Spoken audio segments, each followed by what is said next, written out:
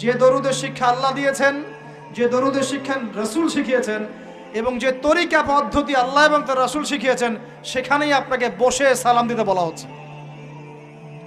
আর আপনি আল্লাহর কথা শুনবেন, রাসূলের কথা শুনবেন, নাকি বেদাতীদের কথা শুনবেন? দাঁড়িয়েছিলেন কখন? কিয়াম করেছেন কখন? যখন আপনি সূরা ফাতিহা পড়ছিলেন, মনে আছে? তারপর একটা সূরা পড়েছেন, কিয়াম করেছেন, আল্লাহর সামনে দাঁড়িয়েছেন। এই কিয়াম ফরজ। এই কিয়াম কি ফরজ? এবার আপনি দ্বিতীয় রাকাতে গিয়েছেন, প্রথম রাকাত শেষ, দ্বিতীয় রাকাত পড়ছেন, তাশাহুদ পড়েছেন, তৃতীয় রাকাত পড়েছেন, চতুর্থ রাকাত পড়েছেন, শেষ বৈঠকে বসেছেন। বসার পরে আপনি কি পড়ছেন? আপনি কিন্তু এখন বসে আছেন, দাঁড়িয়ে আছেন কি? বসে আছেন। বসে বসে আপনি পড়ছেন আত-তাহিয়াতু লিল্লাহ ওয়াস সালাওয়াত ওয়াত তাইয়্যিবাত। সংক্ষিপ্ত অর্থ হচ্ছে সমস্ত শারীরিক ইবাদত, আর্থিক ইবাদত এবং মৌখিক ইবাদত, সব ইবাদত আল্লাহর জন্য। কার জন্য? আল্লাহর জন্য। এবার আপনি নবীকে সালাম দিচ্ছেন, আসসালামু আলান নবী অথবা আসসালামু আলা আইয়ুহান নবী, যে যেভাবে বলেন, আসসালামু আলান নবী ওয়া রাহমাতুল্লাহি ওয়া আসসালামু আলান নবী ওয়া রাহমাতুল্লাহি ওয়া বারাকাতুহু। এখানে কি ইয়া নবী সালামু আলাইকা বলেছেন? কথা বলেন, এটা বলেছেন? আপনি বলেছেন আসসালামু আলান নবী ওয়া রাহমাতুল্লাহি ওয়া বারাকাতুহু। হে নবী, হে আল্লাহর নবী, আপনার প্রতি আল্লাহর পক্ষ থেকে শান্তি, রহমত, বরকত নাজিল হোক। সুবহানাল্লাহ। এই সালাম দেওয়ার সময় দাঁড়িয়েছিলেন না বসেছিলেন? বলেন। আল্লাহ পাক নামাজ শিখিয়েছেন না অন্য কেউ শিখিয়েছেন? আর আল্লাহ পাক সবচেয়ে বেশি আদব শেখাতে পারেন, অন্য কেউ পারে? তাহলে আল্লাহর দেওয়া সিস্টেমের মধ্যে কোনো বিয়াদবি থাকবে? এখন যদি আমি বলি যে বসে কেন সালাম দিলা, বিয়াদবি করেছো? হ্যাঁ, এখন যদি আমি বলি যে বসে কেন নবীকে সালাম দিলা, বিয়াদবি করলা? আল্লাহ পাক বসে পড়তে বলেছেন না দাঁড়িয়ে? আল্লাহ পাক কি বলেছেন? আল্লাহু আকবার, আত-তাহিয়াতু লিল্লাহি ওয়াস সালাওয়াত ওয়াত তাইয়্যিবাত, আসসালামু আলান নবী ওয়া রাহমাতুল্লাহি ওয়া বারাকাতুহু, আল্লাহুম্মা সাল্লি আলা মুহাম্মদ। আল্লাহ পাক বলেছেন। আল্লাহ পাক শেষ বৈঠকে বসিয়ে দিলেন। নামাজের সিস্টেম কে শিখিয়েছেন? আল্লাহর চাইতে কেউ কি শালীন? আল্লাহর চাইতে কেউ ভদ্র? আল্লাহর চাইতে কেউ করিম? আল্লাহ পাকের চাইতে কেউ জ্ঞানী বেশি? আল্লাহ পাকের চেয়ে কেউ শরীয়ত বেশি বোঝে? আচ্ছা, আল্লাহ পাক বলছেন বসো, বসে পড়ো আসসালামু আলান নবী ওয়া রাহমাতুল্লাহি ওয়া বারাকাতুহু। এবার বলছে আসসালামু আলাইনা ওয়া আলা ইবাদিল্লাহি সালিহিন। এবার আল্লাহ তুমি আমাদের সবার প্রতি শান্তি নাজিল করো এবং তোমার যত সালেহ বান্দা আছে সবাইকে শান্তি দাও।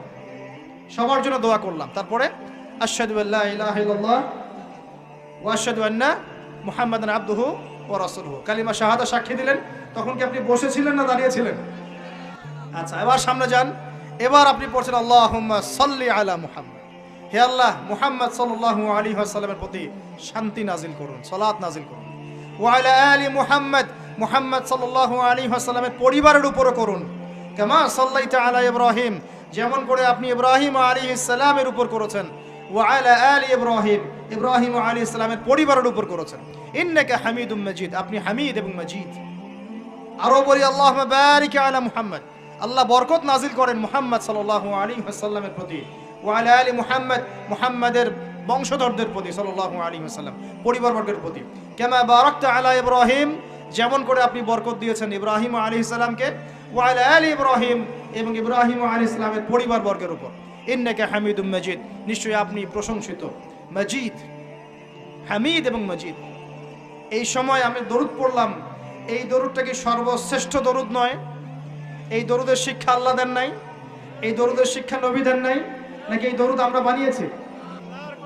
কথা বলেন। এবার আল্লাহর কথা মানবো, রাসূলের কথা মানবো, তাদের শেখানো পদ্ধতিতে চলবো, নাকি বেদাতীদের পদ্ধতিতে চলবো? এই কথাই মানুষ বুঝতে পারে না। এখন যদি সমাজের সব মানুষ বেদাত করা শুরু করে, আপনি কি করবেন?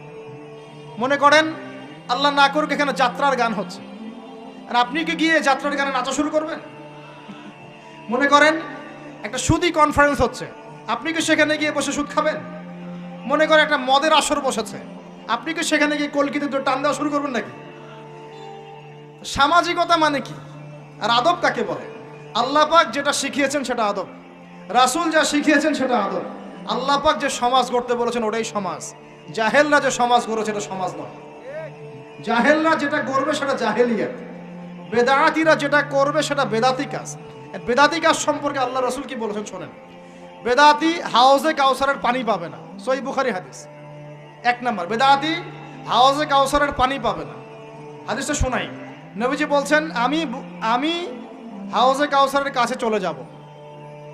মান মাররা আলাইয়া শারিবা, যে আমার পাশ দিয়ে চলে যাবে তাকে আমি পান করাবো। কি পান করাবে? হাউজে কাউসারের পানি। নবীজি বলছেন সুম্মা ইউহালু বাইনি ওয়া বাইনাহুম, এরপর আমার এবং এই অনুসারীদের মাঝখানে একটা পর্দা পড়ে যাবে। আমি বলবো ইন্নাহুম মিন্নি, এরা তো আমার উম্মত, কেন পর্দা পড়ে গেল? তাকে বলা হবে ইয়া মুহাম্মদ সাল্লাল্লাহু আলাইহি ওয়াসাল্লাম ইন্নাকা লা তাদরি, আপনি জানেন না মা আহদাসু বা'দাক, আপনার মৃত্যুর পর এরা দিনের মধ্যে কত বেদাত চালু করেছে।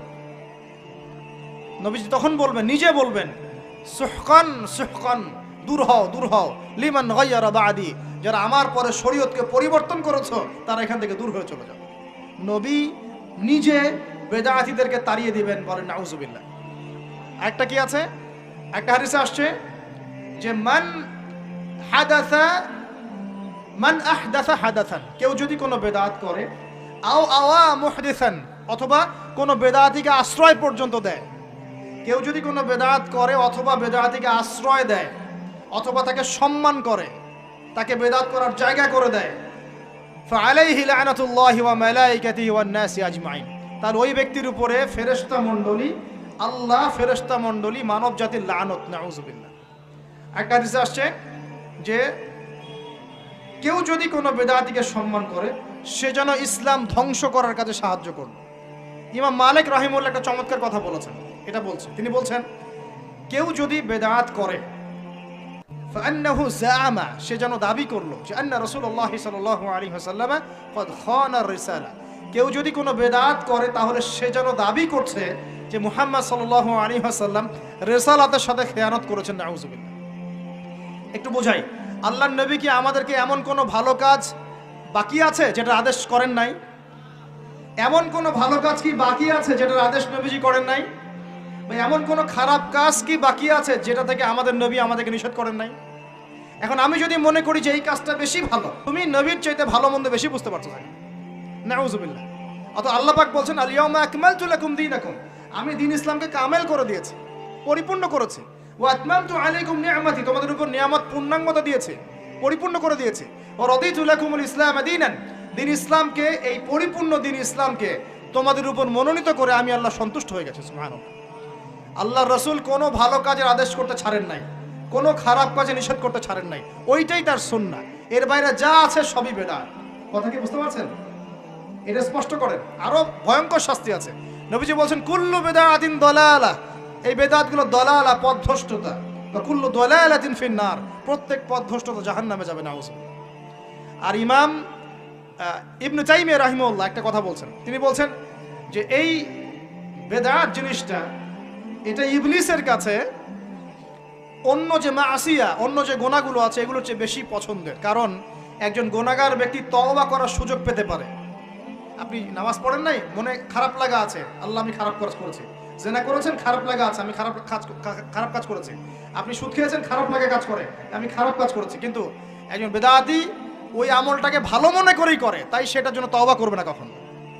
কথা কি বুঝতে পারছেন? এই কারণে শেষ পর্যন্ত তওবাটা নসিব হয় না। আল্লাহ পাক আমাদের সবাইকে বেদাত মুক্ত আমল করার তৌফিক দান। এখানে নামাজে দরুদ কোথায় পড়লেন? বসে বসে পড়েছেন।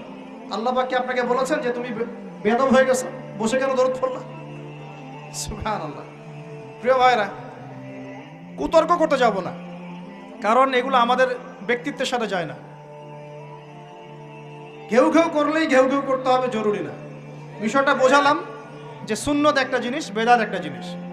সমাজ যদি জাহেলি সমাজ হয়ে যায়, সবাই সুদ খায়, আমি খেতে পারবো না, সবাই ঘুষ খায়, আপনি ঘুষ খেতে পারবেন না, সবাই যদি বেদাত করে আপনাকে বেদাত করা যাবে না, সবাই যদি এখানে জেনা করতে থাকে আপনিও জেনা করবেন না, সবাই মদের আসরে বসলে আপনি কখনো মদের আসরে বসবেন। এটাই ইসলাম।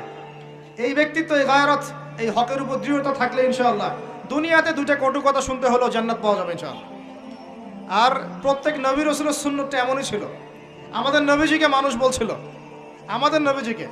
মানুষ বলছিল, এই ব্যক্তি তো পাগল, নাউজুবিল্লাহ, মাজনুন, সাহের, জাদুকর। তাকে বলেছে ফারিকুল জামা, জামাত বিভক্তকারী, ঐক্য বিনষ্টকারী। তাকে বলেছে সাবিঈ, ধর্মত্যাগী। এরকম প্রায় 15টা গালি নবীজিকে দিয়েছে মানুষ, আমাদের নবীজিকে সাল্লাল্লাহু আলাইহি ওয়াসাল্লাম। তার সম্মান কমেছে না বেড়েছে? কমেছে না বেড়েছে? আল্লাহর কথা শুনে আল্লাহ পাক বলছেন, ইন্না আ'তাইনাকাল কাউসার, হে নবী মুহাম্মদ সাল্লাল্লাহু আলাইহি ওয়াসাল্লাম, নিশ্চয়ই আমি তোমাকে কাউসার দিয়ে দিয়েছি। সুবহানাল্লাহ। যে কাউসারের পানি দুধের চেয়েও সাদা, মধুর চেয়ে মিষ্টি, একবার পান করলে কোনোদিন পিপাসার্ত হবে না ইনশাআল্লাহ। সেখান থেকে তিনি পান করাবেন আমাদেরকে ইনশাআল্লাহ। আমরা হাউজে কাউসারের পানি চাই কি না? তাহলে বেদাতি আমল করা যাবে না, সুন্নতের উপর থাকতে হবে।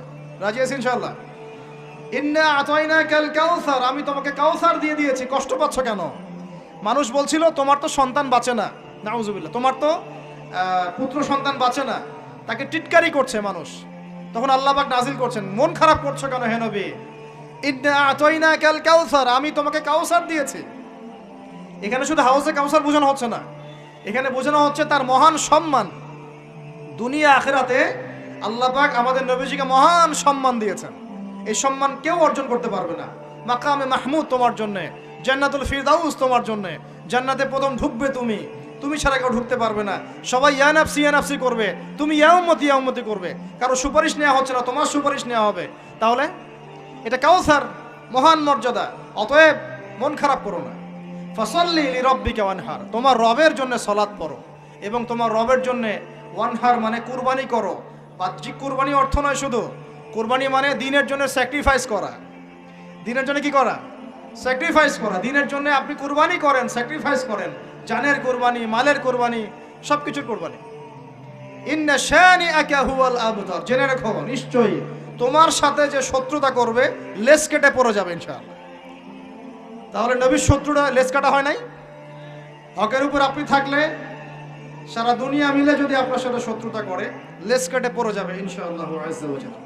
প্রিয় ভাইরা, যে দরুদের শিক্ষা রাসূল শিখিয়েছেন এবং যে তরিকা পদ্ধতি আল্লাহ এবং তার রাসূল শিখিয়েছেন, সেখানেই আপনাকে বসে সালাম দিতে বলা হচ্ছে। আর আপনি আল্লাহর কথা শুনবেন, রাসূলের কথা শুনবেন, নাকি বেদাতীদের কথা শুনবেন? নবী করিম সাল্লাল্লাহু আলাইহি ওয়াসাল্লাম যখন শেখান, এটা হলো সুন্নাহ। যখন নবীর শেখানো পদ্ধতি বাদ দিয়ে মানুষ নিজের পদ্ধতি চালু করে, তাকে বলা হয় বেদআত। আর নবী সাল্লাল্লাহু আলাইহি ওয়াসাল্লাম বলেছেন, মান আমিলা আমালান লাইসা আলাইহি আমরুনা ফাহুয়া রদ। কোন ব্যক্তি যদি এমন কোন কাজ করে ইসলামের মধ্যে নেকির আশায়, সওয়াবের আশায় এমন কোন কাজ করে যার পক্ষে আমাদের কোনো প্রমাণ, হুজ্জত, দলিল নাই, ফাহুয়া রদ্দুন, সেটা প্রত্যাখ্যাত, সেটা বাতিল, সেটা প্রত্যাখ্যাত। বর্তমান বিশ্বে যত মানুষ বেঁচে আছে, 800 কোটি মানুষ যদি এমন কোন আমল করে যে আমলের পক্ষে নবী সাল্লাল্লাহু আলাইহি ওয়াসাল্লামের কোনো প্রমাণ নাই, সাহাবায়ে কেরাম রাদিয়াল্লাহু আনহুম আজমাইন তাদের কোনো প্রমাণ নাই, 800 কোটি মানুষ সেই আমলটাকে ভালো মনে করলেও সেই আমলটা বেদাতি থাকবে, বেদাতি থাকবে, বেদাতি থাকবে। একজন মানুষ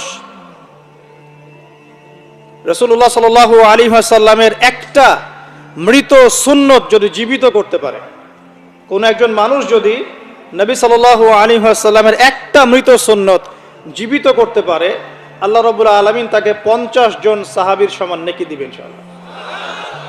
যে কোনো সুন্নত, মনে করেন সমাজের মানুষ সবাই দাড়ি শেভ করা শুরু করলো, কথার কথা বলছি, এক্সাম্পল দিচ্ছি, বা রাখছে কিন্তু খুব স্টাইলিশ আছে না এখন যুবক সমাজ। তো আপনি এখন দেখলেন সমাজের সবাই এভাবেই কাজ করছে। এখন আপনার সামনে দুইটা অপশন, সামাজিকতা ফলো করতে হবে, আপনাকেও সেভাবেই দাঁড়িয়ে রাখতে হবে যেভাবে সমাজের মানুষ রাখে, অথবা আপনি নবী সাল্লাল্লাহু আলাইহি ওয়াসাল্লামের সুন্নত জীবিত করবেন। দুটোর একটা। যদি সামাজিকতায় গা ভাসিয়ে দেন, তাহলে সমাজে পার পেয়ে গেলেও আল্লাহর কাছে পার পাওয়া যাবে না। আর যদি আপনি প্রচলিত চলমান জাহিলিয়াতের এগেনস্টে চলেন এবং নবী সাল্লাল্লাহু আলাইহি ওয়াসাল্লামের সুন্নত মোতাবেক দাড়িটা ছেড়ে দেন, 50 জন শহীদ সাহাবীর নেকি পাবেন ইনশাআল্লাহ। দুনিয়াতেও সফল, ইনশাআল্লাহ পরকালেও সফল। নবী সাল্লাল্লাহু আলাইহি ওয়াসাল্লামের সুন্নাহ মানে আল্লাহ পাক কোরআন নাজিল করেছেন, তার রাসূলের হাদিস আছে আমাদের সামনে। কোরআন এবং হাদিস, নবী যেভাবে আমল করেছেন আমরা সেভাবে আমল করি, এর নাম সুন্নাহ। সাহাবায়ে কেরাম রাদিয়াল্লাহু আনহুম যেভাবে করেছেন আমরা সেটা করি, এর নাম সুন্নাহ। মানে নবী সাল্লাল্লাহু আলাইহি ওয়াসাল্লাম বলছেন, মাই ইয়াইশ মিনকুম বা'দি, তোমাদের মধ্যে আমার পরে যারা বেঁচে থাকবে ফাসায়ারা ইখতিলাফান কাসীরা, তোমাদের মধ্যে যারা বেঁচে থাকবে আমার পর তারা দেখবে অনেক ইখতিলাফ চলছে সমাজের মধ্যে। তো আলাইকুম বিসুন্নতি ওয়া সুন্নতি খুলাফায়ে রাশিদিন মাহদিন মিন বা'দি, তখন তোমাদের কাজ হবে আমার সুন্নতকে আঁকড়ে ধরে থাকা এবং আমার হেদায়েতপ্রাপ্ত খুলাফায়ে রাশিদা সাহাবায়ে কেরাম তাদের সুন্নতকে আঁকড়ে ধরে থাকা। এই সুন্নতের বাইরে যে কোনো কাজ, যে কোনো আকীদা, যে কোনো মতবাদ, এগুলো সবই বেদাত বলে গণ্য হবে। আল্লাহ পাক আমাদেরকে বোঝার তৌফিক দান করুন। যেমন তাওহীদে থাকতে হবে, শিরিক করা যাবে না, ঠিক তেমনি সুন্নতে থাকতে হবে, বেদাত করা যাবে না। সুন্নত কেমন? নবী সাল্লাল্লাহু আলাইহি ওয়াসাল্লাম ঘুমিয়েছেন যেভাবে, সেইভাবে ঘুমাবো সুন্নত। নবীজি ঘুমিয়েছেন, ঘুমানোর আগে ওযু করেছেন, ডান দিকে কাত হয়েছেন, আল্লাহুম্মা বিইসমিকা আমুতু ওয়া আহইয়া বলেছেন, সূরা মুলক তেলাওয়াত করেছেন, পারলে আপনি করবেন, আয়াতুল কুরসি পড়েছেন, সূরা বাকারার শেষের 3টা আয়াত পড়েছেন, হ্যাঁ 33 বার সুবহানাল্লাহ, 33 বার আলহামদুলিল্লাহ, 34 বার আল্লাহু আকবার পড়েছেন, ঘুমিয়ে গেছেন। এখন যদি নবীর সুন্নাহ মতো ঘুমাই, এই ঘুমটাও নেকির কাজ হবে ইনশাআল্লাহ। এখন যদি ঘুমানোর নতুন কোনো তরিকা আমি বের করি, তাহলে নবীর সুন্নতের বাইরে বেদাত হয়ে যাবে। বেদাত শব্দের অর্থ হচ্ছে নতুন আবিষ্কার। বেদাত শব্দের অর্থ হচ্ছে নতুন আবিষ্কার। সুন্নাহ মানে যেমন আদর্শ, রীতি, আল্লাহ পাকেরও সুন্নত আছে, নবী সাল্লাল্লাহু আলাইহি ওয়াসাল্লামেরও সুন্নত আছে, আমরা তার সুন্নত মেনে জীবন করবো ইনশাআল্লাহ। আল্লাহ পাক তৌফিক দান করুন। ঠিক তাওহীদের বিপরীত যেমন শিরক থাকে, সুন্নতের বিপরীত থাকে কি? বেদাত, মানে নতুন আবিষ্কার। এটাকে দুই ভাগে ভাগ করা যায়, খেয়াল করে একটু আমার দিকে। কয় ভাগে ভাগ করা যায়? দুই ভাগ। একটা হচ্ছে দুনিয়াবি ক্ষেত্রে নতুন আবিষ্কার, একটা দিনের ক্ষেত্রে নতুন আবিষ্কার। দুনিয়াবি ক্ষেত্রে মানে কি? এই যে মোবাইল ফোন আপনার হাতে আছে, এই মোবাইল ফোন কি রাসূলের যুগে ছিল? সাহাবীদের যুগে ছিল? এই যে লাইটিং করেছি, নবীর যুগে এরকম লাইট ছিল? মাইকে কথা বলছি, নবীর যুগে মাইক ছিল?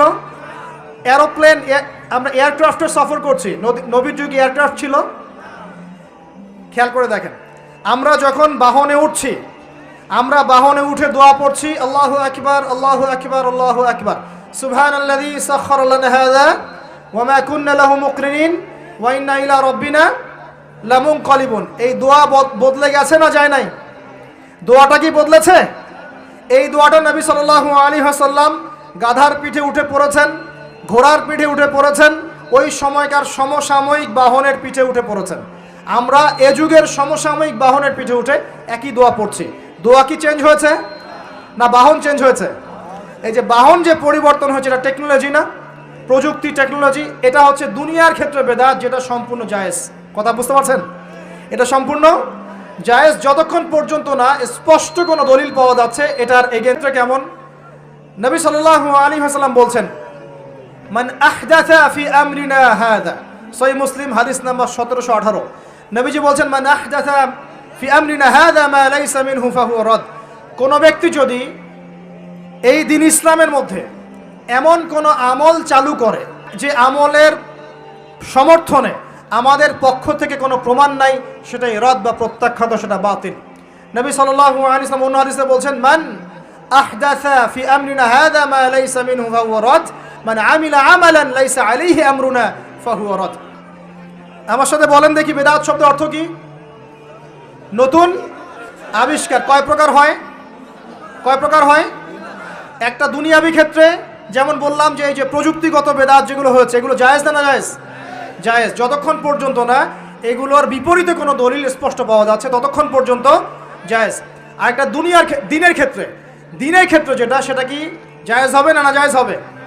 দিনের ক্ষেত্রে যদি আমরা এমন কোনো আমল করি নেকির আশায়, সওয়াবের আশায়, যেটা রাসূল করেন নাই, সাহাবীরা করেন নাই এবং তাবেঈন ইমামগণ সবার থেকে প্রমাণিত না, এই কাজটা যদি সওয়াবের আশায় করতে যাই যার পক্ষে কোনো দলিল পাওয়া যায় না, সেটাকেই বাতিল প্রত্যাখ্যাত বেদাত বলা হয়। কথা বুঝতে পারছেন কিনা?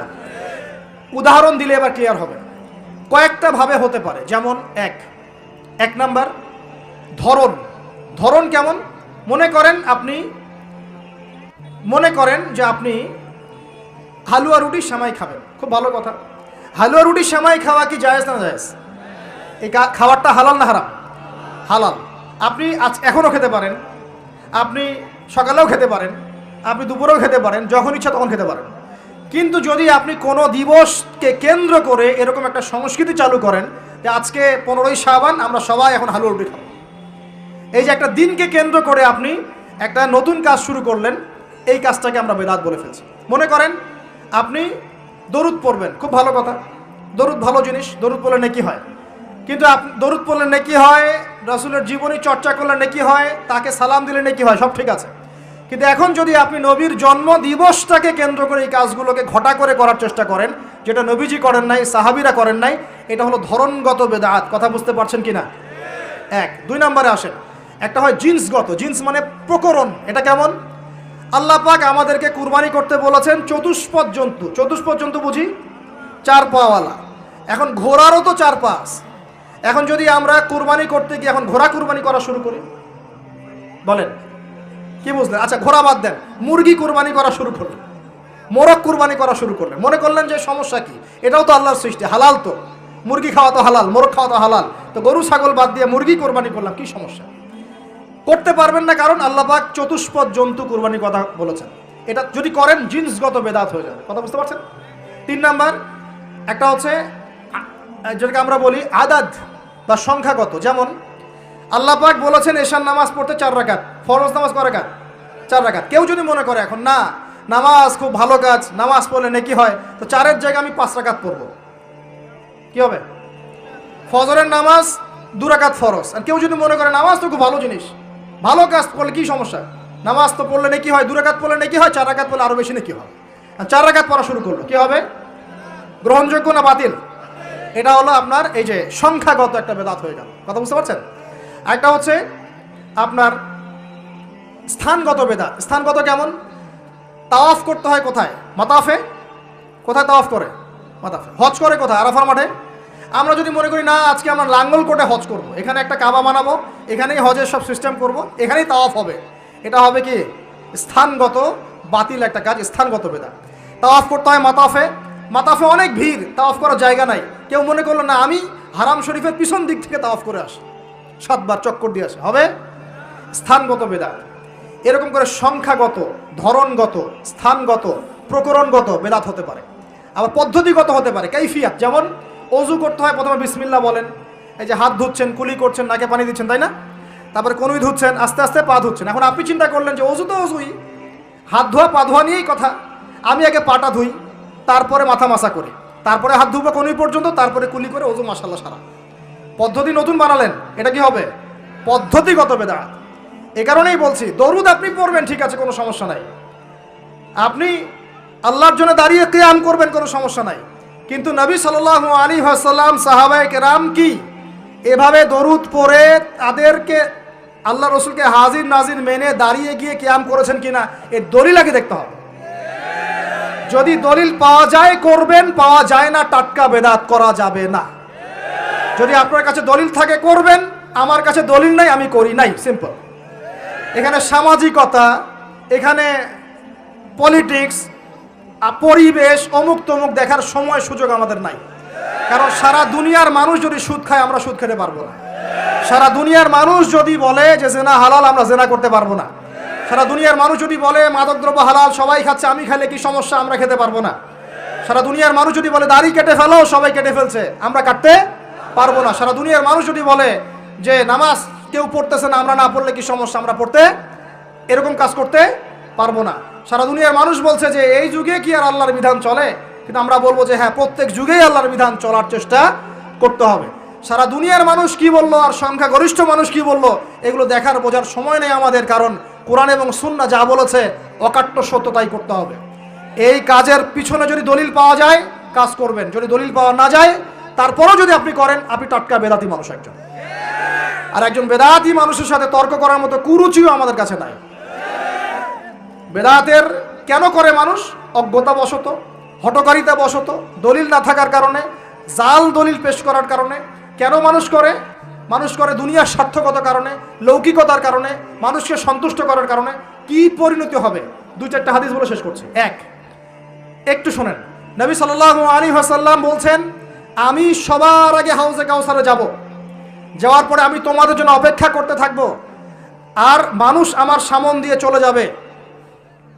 মান মাররা আলাইয়া শারিবা, যে আমার সামনে দিয়ে যাবে সে এই হাউজে কাউসারের পানি পাবে আমার কাছে।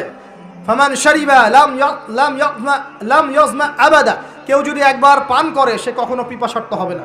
হাউজে কাউসারের পানি হবে মধুর চেয়ে মিষ্টি, দুধের চেয়ে সাদা, একবার পান করলে আর কখনো পিপাসার্ত হবে না। এবার নবী সাল্লাল্লাহু আলাইহি ওয়াসাল্লাম বলছেন, খেয়াল করেন, নবীজি বলছেন সুম্মা ইউহালু বাইনি ওয়া বাইনাকুম, এরপর আমার এবং তাদের মাঝখানে হঠাৎ একটা পর্দা পড়ে যাবে।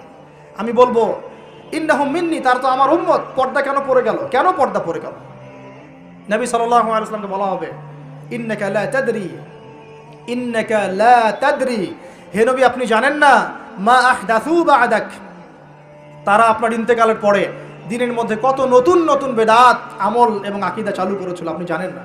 নবীজি তখন বলবেন সুহকান সুহকান, দূর হয়ে যাও, দূর হয়ে যাও, লিমান গায়্যারা বা'দি, যারা আমার পরে দিনকে পরিবর্তন করেছো তারা এখান থেকে দূর হয়ে যাও।